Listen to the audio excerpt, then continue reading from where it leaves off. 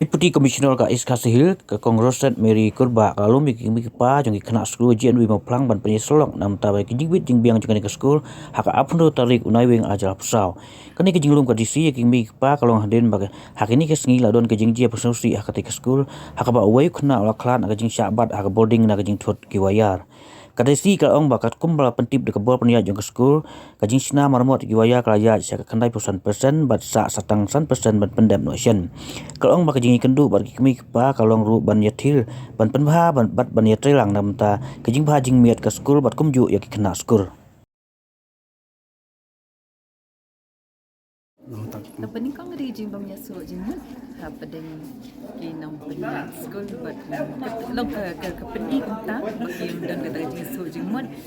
bala dan ki member jang ke PTC bala lek sidu si sherima nak ki yang le yang sam dega kam galong kam hai yang sam ka bang ila ban penbet de na ta kadang ya penuh ni meeting ban penbet ya kata but lab yo bon ki jingmut banang pen bahai ka school ki dan ki ba ki ai ki suggestion jang ki kami ki ba syampang no ki hang ni ki dan ki student ki ba pulih hang ni ki de i ong ki long kami ba yo na dong sha do de kandiat contribution ni kena ban penting ya ka cleanliness ki kita kadi kan wan ni kena ru mo de kita kalong jing hikai na la ki kum no bangin nanti kan yo di ban air mo kata kadi ke jing learning lesson mentang si berkum ju ru halor ke jing jam nak ni ka ba yo ni we ni ki kena school di sha i klat no mo te ga taru ka dun jing thut jong ka light hang ni but nang ta mentangi la batai ki ba kena kusan persen ka tu ka external wiring ni la adap ka cabling jong ka ni la adap kena kusan persen but 100% adaptation but kan sedang juga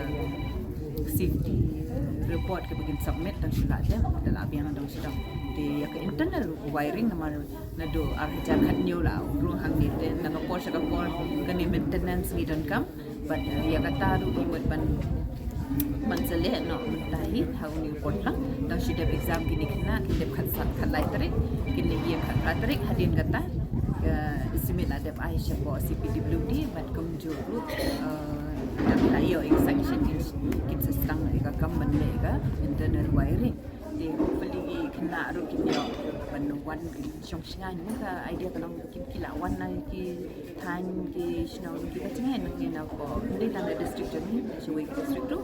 bagi wanang ni kindan apa dengan syongsingan but idea hi kalau bagi wan ban yo jing nang jing start dengan government ba kata ka enabling environment hang ni ban ka basingan dan kata ka jing ya bom dan kata ka jing ya pek khmat iwe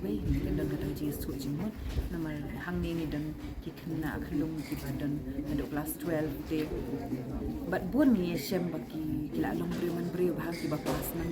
ni in quite encourage ki kat no ki kena ki ba ki bom dan gala dan pi ki ba kwa khang ban yo jing puli de kita ki bela dan hang ni bade kin le da kumbai bade te kan